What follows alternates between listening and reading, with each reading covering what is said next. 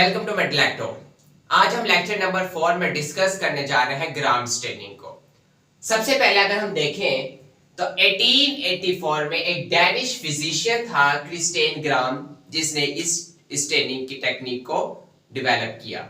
अच्छा, इस टेक्निक में जनरली हम बैक्टीरिया को दो ग्रुप्स में डिवाइड करते हैं, gram positive and gram negative. Gram positive bacteria इस टेक्निक से हमें पर्पल कलर के नजर आते हैं, जबकि ग्राम नेगेटिव बैक्टीरिया हमें रेड या पिंक कलर के नजर आते हैं। ठीक हो गया। अब हम ये देखेंगे 4 स्टेप में कि किस तरह ग्राम पॉजिटिव पर्पल नजर आते हैं और ग्राम नेगेटिव पिंक नजर आते हैं या रेड नजर आते हैं। पहला जो स्टेप है क्रिस्टल वॉयलेट डाई। सबसे पहले एक बीकर है जिसमें जनरली बहुत सारे बैक्टीरिया पहले से मौजूद हैं। ओके, इसके बाद हम इसमें एक डाई ऐड करते हैं जिसका नाम है क्रिस्टल वॉयलेट डाई, इसमें ऐड करेंगे। इसके बाद हम माइक्रोस्कोपी में देखेंगे, माइक्रोस्कोप में देखेंगे तो हमें सारे बैक्टीरिया जो होंगे वो पर्पल कलर के नजर आएंगे। किस कलर के नजर आएंगे? पर्पल कलर के नजर आएंगे। ठीक है, बोथ, चाहे वो पॉजिटिव हो, ग्राम पॉजिटिव हो या ग्राम नेगेटिव हो, दोनों बैक्टीरिया, सारे बैक्टीरिया जो है हमें पर्पल कलर के नजर आएंगे। क्यों? क्योंकि ये डाई जो है ये ग्राम पॉजिटिव बैक्टीरिया के अंदर भी चला जाएगा और ग्राम नेगेटिव बैक्टीरिया के अंदर भी चला जाएगा। जब दोनों बैक्टीरिया के अंदर ये डाई जाएगा तो दोनों बैक्टीरिया क्या कौन से कलर के नजर आएंगे? पर्पल कलर के नजर आएंगे। यहां तक तो बात ही क्लियर होगी। अब दूसरे स्टेज में हमने ये जो डाई अंदर गया है, बैक्टीरिया के अंदर गया है, इसको स्टे करवाना है बैक्टीरिया, ताकि ये बैक्टीरिया के अंदर ही रहे। उसके लिए हम आयोडीन सॉल्यूशन इस्तेमाल करते हैं जो एक्ट एज ए मोर्डेंट करता है। अब क्या मतलब मोर्डेंट का? यही बीकर लिया, अब इसमें आयोडीन सॉल्यूशन डाला। इसके बाद जब हम माइक्रोस्कोप में देखेंगे तो क्या होगा? अब भी बैक्टीरिया जो है वो पर्पल कलर के नजर आएंगे, बट इसमें होता क्या है? जो क्रिस्टल वॉयलेट है जो कि पहले से ही बैक्टीरिया के अंदर मौजूद था, पहले स्टेप में हमने क्रिस्टल वॉयलेट डाई डाल दिया था, वो आयोडीन के साथ कॉम्प्लेक्स बना लेगा, कॉम्प्लेक्स बन जाएगा।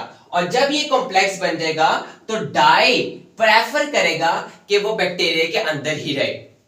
यानी कि जब ये कॉम्प्लेक्स बन जाता है, ये कॉम्प्लेक्स जो है वो अंदर ही स्टे करता है, बैक्टीरिया के अंदर ही स्टे करेगा। अब भी ग्राम पॉजिटिव हो चाहे ग्राम नेगेटिव हो, दोनों बैक्टीरिया पर्पल ही नजर आएंगे। जस्ट हमने इसको स्टे करवाने के लिए ये वाला आयोडीन सॉल्यूशन डाला। अच्छा, अगर हम 4 स्टेप की तरफ जाएं जिसको डीकलराइजेशन कहते हैं। अब इसी बीकर के अंदर जिसमें आयोडीन डाल, पहले क्रिस्टल वॉयलेट डाई डाला, फिर आयोडीन, अब तीसरे स्टेप में एसीटोन या एथेनॉल ऐड करेंगे। इससे क्या होगा? इससे डिफरेंशिएशन हो जाएगी। क्या? अब हम जानते हैं कि ग्राम नेगेटिव बैक्टीरिया में जो पेप्टिडोग्लाइकेन जो होता है, उसकी सेल वॉल होती है, वो थिन होती है as compare to gram positive. अब जब हम ये एसीटोन डालेंगे तो क्या होगा? जो क्रिस्टल वॉयलेट कॉम्प्लेक्स होगा ना नेगेटिव में से, वो क्या है? बाहर निकलना शुरू हो जाएगा। ग्राम नेगेटिव के केस में जो ये डाई है वो बाहर निकलना शुरू हो जाएगा। किसके केस में? नेगेटिव के केस में। ये वाली बात क्लियर होगी। अच्छा, लेकिन पॉजिटिव में चूंकि थिक वॉल होती है और इसमें लिपिड कंटेंट कम होता है, तो वो जो है डाई प्रेफर करेगा कि वो अंदर ही रहे। अब इससे होगा क्या? जो ग्राम पॉजिटिव हैं वो हमें स्टिल पर्पल कलर के नजर आएंगे, क्योंकि अभी भी डाई जो है बैक्टीरिया के अंदर स्टे कर रहा है। लेकिन जो ग्राम नेगेटिव है वो कलरलेस हो जाएंगे। क्यों? क्योंकि डाई जो है वो बाहर निकल गया, क्योंकि इसकी मेम्ब्रेन जो थी, सेल वॉल, वो थिन थी, इस वजह से सारा डाई बाहर निकल जाएगा और ये कलरलेस हो जाएंगे। अब जो हमें माइक्रोस्कोप में नजर आएंगे वो सिर्फ और सिर्फ ग्राम पॉजिटिव होंगे, लेकिन हमने माइक्रोस्कोप में ग्राम नेगेटिव को भी तो देखना है ना, कलरलेस तो हमें नजर नहीं आएंगे। इसी वजह से हमने ग्राम नेगेटिव को भी देखने के लिए 4 स्टेप में जाना पड़ा, जिसको है सफ्रानीन, जिसको रेड डाई कहते हैं। इसी बीकर में सफ्रानीन डालेंगे। अब सफ्रानीन डालने से क्या होगा? अच्छा, अब ग्राम पॉजिटिव जो बैक्टीरिया था उसके अंदर जो पहला डाई मौजूद था, crystal violet iodine complex, iodine इसी वजह से डाला था ना ताकि डाई बाइंड नहीं, ये बड़ा कॉम्प्लेक्स बनता है और ये ग्राम पॉजिटिव में ही स्टे करता है, ये बाहर नहीं निकलेगा क्रिस्टल वॉयलेट कॉम्प्लेक्स। अब यहां पर जब सफ्रानिन डालेंगे तो सफ्रानिन बाहर से जो जब हम डालेंगे तो ये एंटर हो जाएगा किसमें, ग्राम नेगेटिव बैक्टीरिया में। अब जब ये ग्राम नेगेटिव बैक्टीरिया में ऐड होगा तो इसका कलर चेंज हो जाएगा रेड या पिंक कलर।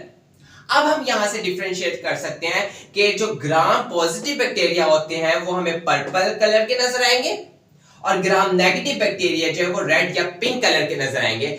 इस तरह जो है हम जनरली ग्राम पॉजिटिव और ग्राम नेगेटिव को डिफरेंशिएट करते हैं थ्रू दी ग्राम स्टेनिंग, जो कि फिजिशियन के नाम पर रखा गया। अच्छा, ये तो हो गए 4 स्टेप। इसकी इंपॉर्टेंस क्या है? इसकी इंपॉर्टेंस सबसे पहले आइडेंटिफिकेशन कर सकते हैं जनरली। अब कुछ ऐसे बैक्टीरिया भी होते हैं जो इस ग्राम स्टेनिंग से नहीं होते, वो कोई और प्रोसेस होता है, लाइक माइको ट्यूबरकुलोसिस के लिए जो बैक्टीरिया इस्तेमाल होते हैं, तो उसके डिफरेंट प्रोसेस है। अच्छा, अब दूसरा प्रोसेस है एंटीबायोटिक। अब जब हम ग्राम पॉजिटिव नेगेटिव को अलग करते हैं तो इस तरह हम ये जान सकते हैं कि कौन सा बैक्टीरिया किस तरह ससेप्टेबल होगा। किस तरह?